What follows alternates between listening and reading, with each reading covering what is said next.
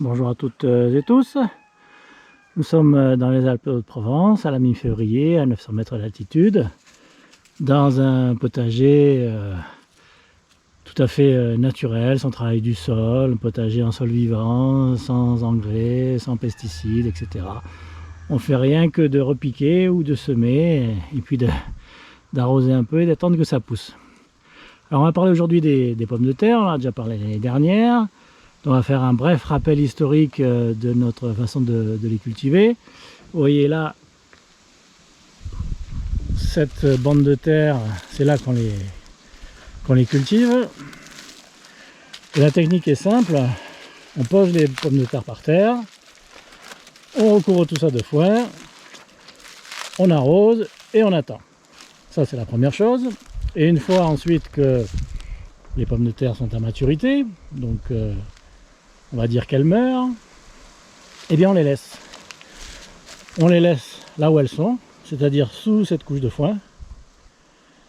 Et on vient en prélever au fur et à mesure de nos besoins, tout au long de l'année et de l'hiver, jusqu'au semis de l'année d'après. Voilà, c'est assez simple. Donc la première année, ça a très bien fonctionné. Pourquoi est-ce qu'on avait fait ça? Tout simplement parce que la toute première fois, on avait tout récolté, donc déjà c'était du boulot. On avait fait quelques caisses qu'on avait entreposées à la maison pour la consommation, j'allais dire, à venir. Et puis dans ce petit chalet pour les autres caisses, chalet bien sûr qui n'est pas chauffé en hiver. Sauf que on s'était retrouvé avec toutes celles qui étaient entreposées dans le chalet congelées. Donc on avait dû tout jeter. Donc ça nous avait mis les boules. Et après on avait cherché des méthodes de conservation.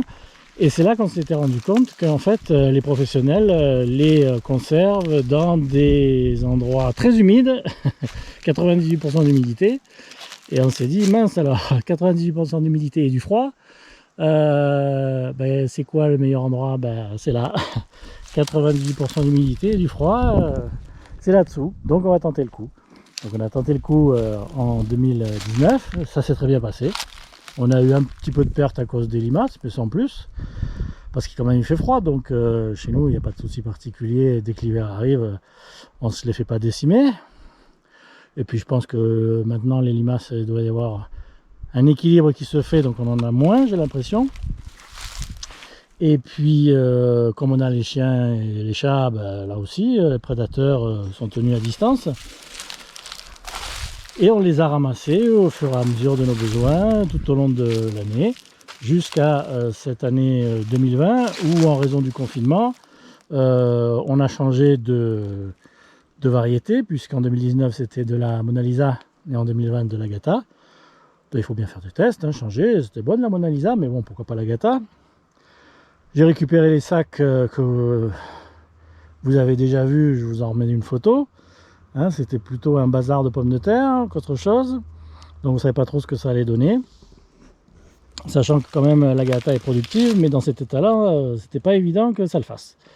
Bon, finalement il n'y a pas eu de souci particulier, elles sont bien sorties en quantité, et etc., si ce n'est que je me suis rendu compte que assez rapidement l'arrosage par aspersion, contrairement à la Mona Lisa, a été beaucoup plus mal supporté par l'Agata, donc elles ont attrapé le milieu plus vite, donc elles ont moins grossi, donc il y en a beaucoup mais moins grosses que ce qu'elles auraient dû être. Écoutez, c'est une chose entendue, l'année prochaine on fera un arrosage par le sol, il n'y a aucun souci. De toute façon, même pour la Mona Lisa c'était préjudiciable, mais bon, on ne peut pas tout faire en même temps, Voilà. On avait choisi un arrosage simplifié où il n'y avait qu'à tourner un bouton. Un arrosage par sol, il faudra un petit peu plus se creuser les méninges pour mettre des asperceurs un peu tout du long, on va dire à peu près enterrés sous le foin, mais à part ça, s'il faut le faire, on le fera. Donc voilà pour la technique. Et encore une fois cette année, on les a laissés sous leur foin. On en a prélevé jusqu'au pavé que vous avez là devant vous. Donc on en a déjà prélevé pas mal, voilà. Et il nous en reste encore à prélever. Donc je pense que en fait les sacs que j'avais achetés par prévention, les 2 sacs au lieu d'un que j'avais acheté par prévention, à cause de l'état déplorable des pommes de terre quand je les avais récupérées, étaient superflus puisqu'on en aura trop. On en aura trop. Ben écoutez, hein, comme je vous l'explique un peu plus tard, bah écoutez, hein, ça fera peut-être des nouvelles patates si le gel n'est pas trop intensif lorsqu'elles commenceront à pointer le bout de leur nez, au bout là-bas, au bout. Voilà, donc pour la technique de culture, on les pose, on les recouvre de foin, on les arrose, si possible pas par aspersion cette année, on les laisse bien croître, elles meurent et on les laisse là. On n'y touche pas. On n'y touche pas de tout l'hiver. Alors il faut mettre une bonne couche de foin, hein, ça c'est sûr, hein, parce que sinon il a gelé à moins de 17 cette année, donc il faut protéger. Mais il n'y a aucun problème, 10-15 cm, ça le fait. Hein. Voilà. Et, mais si vous en mettez 20, c'est encore mieux. Mais là, dans ce que vous allez voir, 10-15 cm, c'est tout bon. Et encore, à mon avis, il y en a un peu moins. Donc on n'y touche pas. Et on les récolte au fur et à mesure de nos besoins, en août, en septembre, à l'automne, et puis maintenant au début enfin la fin de l'hiver, et bientôt le début du printemps. Aujourd'hui il fait chaud d'ailleurs. Voilà pour cette historique, à la fois historique et itinéraire technique, qui est des plus simples, hein, comme vous pouvez le constater. Et là je fais une petite récolte pour ces quelques jours là, en général. On en récolte pour en manger 2 fois, quoi, hein, deux fois, voilà. Et vous allez voir qu'il y en a pas mal, mais que bien entendu, les tailles sont inégales, mais qu'il n'y a aucun problème particulier. Vous voyez, bon, ça je le prends. Mais bon, celle-là en plus, elle est pas bonne. Parce qu'il a fait moins de 17 quand même, hein. Donc il y en a peut-être qui ont pu geler. Non, ça va, c'est pas gelé. Bon, celle-là c'est une bonne taille, mais c'est pas la majorité. Hein. Vous voyez, la majorité c'est ça. Enfin la majorité.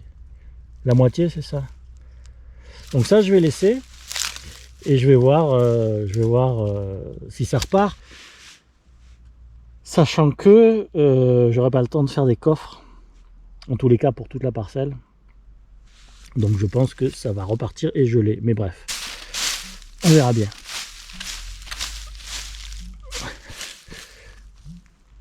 Oui, ça c'est bon.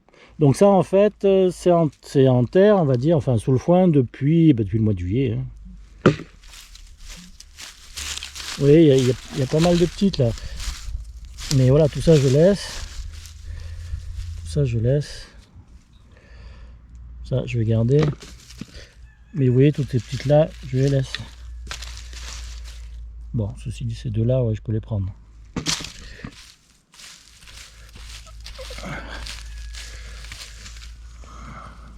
Voilà, je prends à partir de cette taille là, quoi, en gros. Hein. Voilà, de taille d'un œuf de caille. Mais ceci dit, elles sont délicieuses. Hein. Voilà, je vais vous dire, il n'y a pas de souci. Mais ça aurait été mieux si l'arrosage avait été meilleur. Ça c'est du bon. Il faut se méfier parce qu'évidemment, bien entendu, en terre, il peut y avoir des limaces. Ça c'est bon. Ça c'est bon, il y a un petit trou, mais bon, voilà. C'est pas un problème.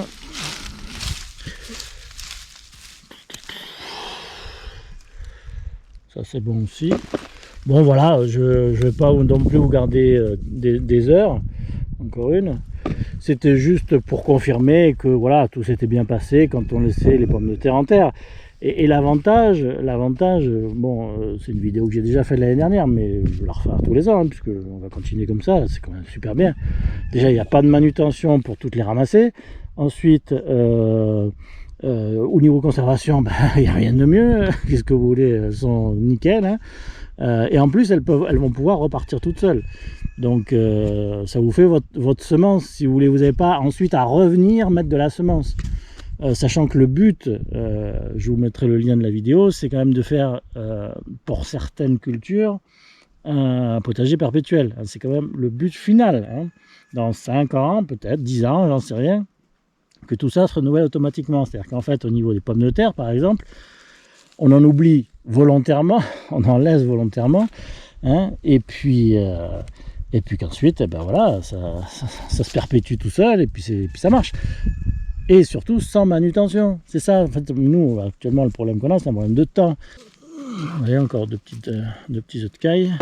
Tu pourrais gratter avec moi, là, hein? Voilà. Voilà quand on veut travailler dans cette maison. Oh, tout petit. Mais pousse-toi. Donc, nous disions donc que cette façon de faire, elle est quand même vachement économique au niveau du temps. Hein. Au niveau du temps et au niveau de la fatigue, parce que ramasser les pommes de terre, surtout comme vous devez ramasser un champ entier, c'est pas du gâteau. Hein. Vous voyez, toutes ces petites-là, on les laisse et on verra bien ce que ça donne. Il semblerait que des petites pommes de terre, ou des petits tubercules, ça donne quand même des patates. Alors on verra, hein. On verra. Enfin, on verra sortir. Après, est-ce qu'on verra consommer, ça m'étonnerait. Je vous dis, j'aurai pas le temps de les protéger, mais au fil du temps, oui, ça sera une parcelle qui sera totalement protégée par des corps, ce qui permettra les sorties précoces des tubercules qui sont restés en terre d'une année sur l'autre. Le but, il est là, vous l'avez bien compris. Oui, donc je disais que... je sais plus ce que je disais. Voilà. Le chat m'a troublé. Pousse-toi, ma fille. Oh, c'est pas vrai, mais c'est pas vrai. On peut pas travailler tranquille. Oui, sur un petit... Sur un demi-mètre carré, là. Ben, je me fais ma tambouille, hein. Putain, ça va être bon, ça. Oh là là là là. C'est pour ce soir, en plus. Voilà.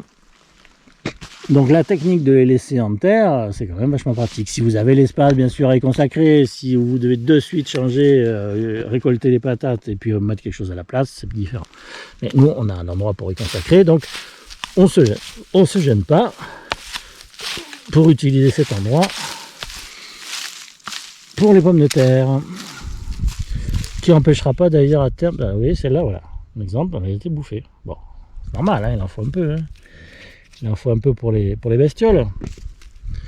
Mais bon, on n'a pas trop de prédation, ceci dit, hein, de prédation, j'allais dire, catastrophique, ça je laisse. Ouais, ça je prends. Ouais, elle a déjà commencé à germer. Ouais, on est en février. Alors je vous dis pas, quand ça va sortir, c'est une cata, quoi. Et nous, il peut geler jusqu'au 12 juin, donc un peu. Bref, donc ça, voilà, ça, je sais que très... Mais bon, l'expérience va montrer si, effectivement, tout regerme à peu près correctement, y compris les petites. Il faudra aller chercher dans celles qui sortent, quel est le bulbe d'origine. Le bulbe, parce que je dis là, le tubercule d'origine, hein, voilà.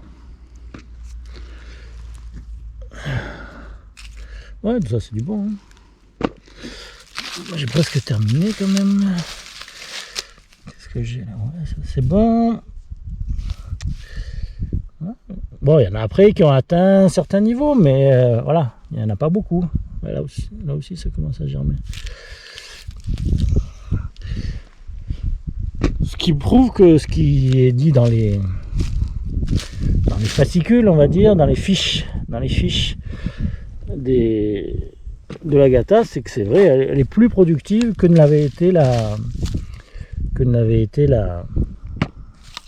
Mona Lisa. Ça c'est sûr. Il y a plus de tubercules. Donc c'est intéressant. Mais il faut l'arroser. Ah, celle-là, elle a gelé. Vous voyez, c'est bizarre. Ou alors elle a été bouffée. Mais elle a gelé. Alors que les autres, non, c'est dur comme du bois. Hein. Pas de soucis, c'est pas mou les gars. Bon. Allez, encore quelques-unes. Voilà. Oh ben, c'est une belle là. Alors vous allez voir aussi, je vais vous passer un petit extrait là, pour changer un peu de ce travail fastidieux de récolte des pommes de terre. Enfin fastidieux non, c'est sympa parce que ça dure 5 minutes, hein, on prend juste ce dont on a besoin. Et puis surtout, pour justifier le changement de système d'arrosage, vous montrez celle qui avait poussé spontanément, je pense, à partir d'une épluchure, hein, dans un coffre, et que je vous avais déjà montré cet été, et que j'ai entretenu, puisque dans le coffre, elle était au chaud, il n'y avait pas de problème, pas de problème d'arrosage non plus, c'était par le sol, donc c'était nickel. Et les mastars qu'elle m'a sortis là, au niveau des pommes de terre, c'était pas la même musique. Mais c'était pas une Agatha, c'était une Mona Lisa.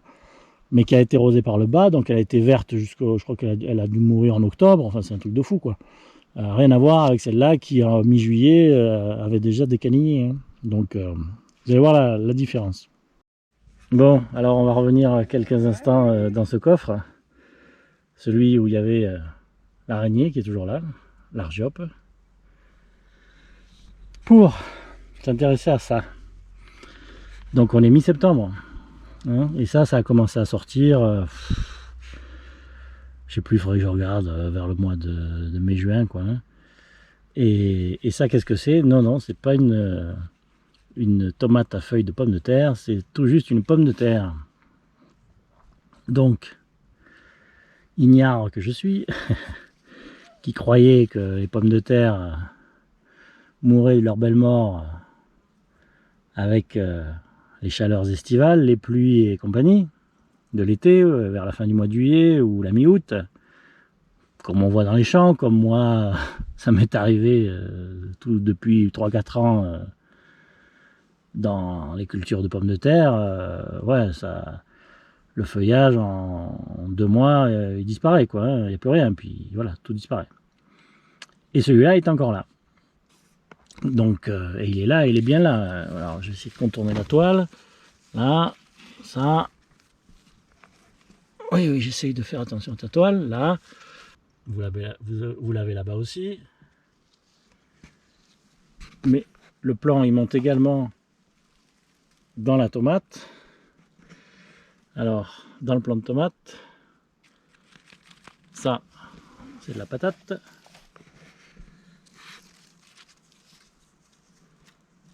Ça, tout ça, c'est de la pomme de terre.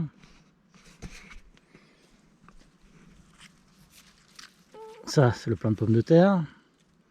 Donc, je dis pas qu'il va dépasser la tomate, mais la tige haute, là, celle-là, bientôt elle sort. Hein. Bientôt, je suis obligé de la couper, hein, comme les tomates. Donc, tout ça pour dire que, après renseignement pris auprès de Didier Helmstetter, eh bien oui, les pommes de terre, ça peut durer longtemps. Et plus ça dure longtemps, plus ça produit. Donc c'est parti mon kiki. Alors c'était dans ce coin-là. On va mettre la main, puis on verra bien. Oh, il y a la top qui est passée par là. Tiens, oui. Vous voyez ça? Heureusement qu'elle ne mange pas les pommes de terre. Qu'est-ce que j'ai là? Vous voyez un peu l'engin? Sacré bestiaux, hein? Ensuite, qu'est-ce que j'ai là? Est-ce que j'en ai d'autres? J'en ai peut-être qu'une, hein? J'en ai peut-être qu'une. Ah, non, il y en a une petite. Il y en a encore une. C'est un seul pied, hein? Je le rappelle. Quand même, c'est important de le dire. Encore une. Un petit peu grignotée, comme d'habitude, mais enfin, c'est normal, hein? Est-ce qu'il y en a d'autres? Terminé quand même pour un seul pied, non? Ça, c'est quoi? Encore une petite. Voilà, pour un pied, vous avez deux très grosses et 3 plus petites. Bon, bah écoutez, on va s'arrêter là. Hein. J'ai mon stock suffisant. Toutes celles-là, je les laisse. Alors, je pense que celles qui sont molles, je pense pas qu'elles aient gelé. Je pense qu'elles ont été bouffées et puis c'est tout, quoi. Je recouvre tout ça. Et je reviendrai, quand j'en aurai besoin. Hein. Ça c'est quoi? Ça mieux? Voilà, celle-là. Elle est pas bonne. Celle-là est bonne. Voilà. On le savait déjà l'an dernier, mais 2 ans c'est mieux qu'une seule année. À savoir que de conserver les pommes de terre sous la terre ou sous le foin. En l'occurrence, parce qu'en ce qui nous concerne c'est sous le foin, ça marche très bien. Il n'y a pas de souci. Ça permet d'avoir sa semence disponible pour toutes celles qu'on oublie ou qu'on n'a pas eu le temps de ramasser. Il peut y avoir aussi un semis beaucoup trop important, ce qui a été notre cas d'ailleurs cette année. Le semis a été trop important. Mais vu la qualité, vous avez vu la photo au début, du gloubi-boulga de tomates entrelacées vendues en période de confinement. Donc j'avais préféré prendre 2 sacs. Et finalement, bon, il n'y a pas eu trop de dégâts, mais j'avais préféré assurer le coup en pensant que la moitié ne germerait pas, ne fonctionnerait pas. Hein, voilà. Enfin, ne germerait pas. Si, elles étaient toutes déjà germées, mais j'allais dire ne pousseraient pas correctement. Ce qui n'a pas été le cas, puisqu'il y en a de partout. Mais voilà, je ne pouvais pas le savoir à l'avance. Donc j'avais fait jouer la sécurité. Donc la technique fonctionne bien. Hein. Pour ceux qui veulent le faire, il n'y a pas de souci. Surtout que nous, on a eu moins de 17, donc vous voyez, il y en a très peu d'abîmés. Je ne suis même pas sûr que ce soit le gel, parce qu'elles étaient dessous et les autres juste à côté ne sont pas gelées. Donc je vois pas pourquoi ça serait le gel. Hein. Pour l'une et pas pour l'autre. Non, je pense que c'était bouffé, et puis du coup ça a ramolli et ça a pourri plus ou moins. Donc à vous de jouer maintenant, hein, pareil, hein, à la fois. Si vous n'êtes pas obligé de réutiliser la parcelle tout de suite, c'est vraiment un système qui est très très pratique. Enfin nous on le trouve très pratique. Vous les posez une fois au sol, vous recouvrez de foin, puis vous attendez, et puis c'est tout. Vous arrosez bien entendu si c'est nécessaire. Et vous les ramassez ensuite au fil de l'eau. En plus c'est sympa parce que vous les ramassez puis vous les consommez de suite. Ça c'est quand même assez agréable comme manière de fonctionner. Voilà. Vous n'avez pas vos patates dans un carton au fond de la cave à vous demander si elles vont germer ou pas, parce que là en plus avec le froid, alors c'est un avantage et un inconvénient, le froid les empêche de germer, vous avez vu, bon il y a quasiment aucune de germer, hein, même s'il y a quand même des germes qui commencent à pointer le bout de leur nez, vous n'en avez aucune de germer, et alors que si vous étiez dans la maison, ça ne serait pas la même chanson, hein. On est quand même en février, ça date de juillet, hein, voilà.